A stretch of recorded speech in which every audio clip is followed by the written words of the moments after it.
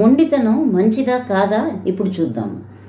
అయితే మొండితనము అనేది మనము దాన్ని ఎలా ఉపయోగించుకుంటాము అనే దాన్ని బట్టి దాని మంచి చెడులు ఉంటాయి.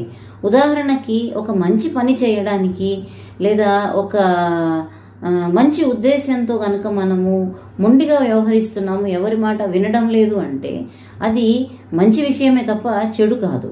అదే ఒకవేళ మనము ఎవరి మాట వినకుండా మొండిగా ప్రవర్తిస్తూ మనకి మనమే సమస్యలు కొని తెచ్చుకుంటూ ఎదుటి వాళ్ళను కూడా సమస్యల్లో నెట్టేలా ఉన్నాము అనుకోండి, అటువంటి మొండితనం ఏ విధంగానూ మంచిది కాదు. మొండివాడు రాజు కంటే బలవంతుడు అంటారు. అంటే మొండివాడు మనసును రాజు కూడా జయించలేడు, రాజు కూడా మార్చలేడు అని అర్థము. అయితే ఒక్క విషయం ఇక్కడ గుర్తుపెట్టుకోవాలి. మీ మొండితనంతో గనక మీరు అనుకున్నది ఏమీ సాధించకుండా, జీవితంలో ఏ లక్ష్యం సాధించకుండా ఉన్నారనుకోండి, ఆ మొండి మూర్ఖుడు ఎందుకు పనికిరాడు, మొండితనం తప్ప అతనికి ఏమీ లేదు అని ప్రపంచం నిందిస్తుంది.